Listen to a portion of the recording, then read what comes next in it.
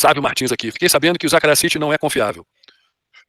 Qual a fonte confiável para se pesquisar a história dos Anunnakis? Sávio, boa pergunta, mas eu vou discordar de você. Inclusive, eu conheci o Zacarias em 1989. Eu conheci pessoalmente ele. Na Alemanha, em Frankfurt, teve um grande congresso de ufologia chamado Diálogo com o Universo. E naquela ocasião eu ainda estava na faculdade, eu estava em Londres, aí, na universidade. Mas eu era o representante europeu do CISNE, Centro de Investigação sobre a Natureza dos Extraterrestres, uma associação de pesquisa ufológica do Rio de Janeiro, fundada por Dona Irene Grank, minha mentora, querida mentora, né, desde 13 anos de idade, né, colado nela, já faleceu, infelizmente, há muitos anos. Eu era representante, eu fui cofundador também do CISNE. Tá? E eu acompanhei Dona Irene, que ela foi palestrante na Alemanha. Eu acompanhei ela na viagem. E Dona Irene Grank era muito amiga do Zacarias Sitchin, muito amiga. E eu pedi para Dona Irene, Dona Irene, toda vez que a senhora então for conversar com o Zacarias, por favor, inicie a conversa em inglês, não fale em alemão, porque senão eu não vou entender, que eu não falo alemão. Pode deixar, vou falar inglês. E ela era muito amiga do Zacarias Sitchin desde os anos 60, os anos 50, era muito amiga dele. Fomos conversar, ela foi conversar, eu fui do lado, carregando a malinha dela lá, de assistente, mas sentei do lado e fiquei ouvindo o papo dela com o Zacarias. Infelizmente, eu não posso contar aqui o que foi conversado, mas eu vi. E o cara sabe, gente. E depois, a Linda Moulton Howe, a grande jornalista americana, de enorme prestígio, já está uma senhorinha também, que em 2003 veio aqui, na fazenda, em Avalon, fazer a pesquisa do Urandir, da abdução, ou o convite que o Urandir recebeu. Ela ficou aqui 10 dias, conversando com ela e tal, e eu fiquei alguns anos trocando figurinha ainda com ela. E eu tinha visto, tá, uma situação onde ela falou abertamente, isso aí está na internet, isso, onde ela relatou quando ela foi fazer uma entrevista com o Zacarias Sitchin, no escritório dele. Já contei aqui várias vezes, mas vou repetir. Ela foi no escritório dele, o escritório dele é no Rockefeller Center, um dos endereços mais caros e prestigiosos de Nova York. Ela entrou no escritório do cara, puta de uma sala, antessala, sala de reunião, tudo em boiserie, um lustro, uma coisa maravilhosa, né? Ela ficou estarrecida, ela falou, mas peraí, como é que pode um linguista, professor, ele era professor da Universidade de Colômbia, entre outras coisas, né?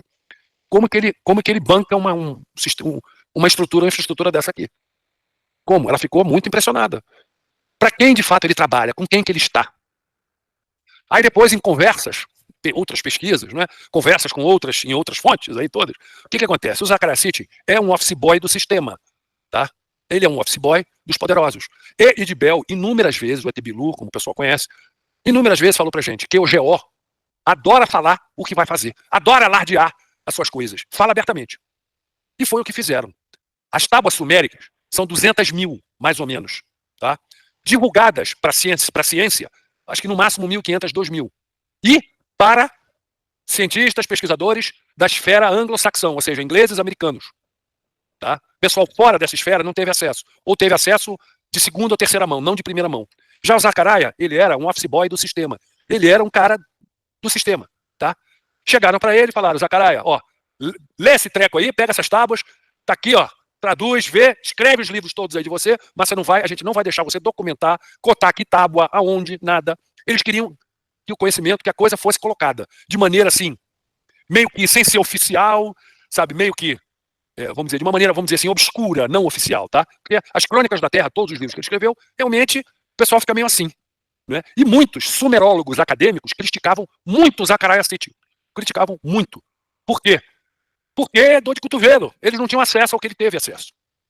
Inclusive, eu tive a oportunidade de conversar com um sumerólogo acadêmico muito famoso, italiano, já falecido, infelizmente, chamado Giovanni Pettinato, que é uma fera, tem inclusive um livro dele. Ele, xingava o Sitchin também, toda hora. Né? E esse pessoal tinha dor de cotovelo, gente. Mas eu acredito que, eu já li todos, eu tenho todos os livros do Sitchin, já li todos. E foram valiosos, foi uma informação de base valiosa, para que nas nossas conversações com os nossos parceiros, eu pudesse esclarecer muita coisa. Isso aqui era assim, era assado, isso é desse jeito, serviu de conhecimento de base para muita coisa. E, uns anos atrás, o Tato, um dos irmãos do Etebilu, do Idibel, dentro do grupo, se não me engano era o grupo da tecnologia com mais outros junto, eram 2 grupos juntos que estávamos com o Tato, ele virou e falou, seria bom vocês lerem um livro do Zacarias Sitchin chamado O Livro Perdido de Enki. Os parceiros nos aconselharam a ler. Eu li o livro. Mas peraí, esse livro é um romance. Tá? Isso é um romance escrito pelo Zacarias Sitchin, romance, uma ficção, ou seja, ele pegou e contou uma história. Mas aí eles falaram, mas essa história tem muita coisa real. É que nem aquele livro do Dan Brown, O Código da Vinci. É uma ficção? Sim, mas tem muita coisa real também.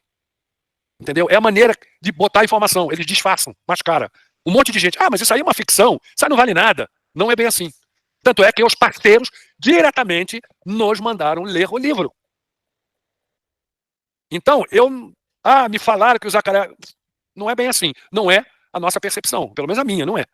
Tá? E trocando figurinha com os nossos parceiros, foi muito valiosa essas informações dele. Tá? Vamos lá.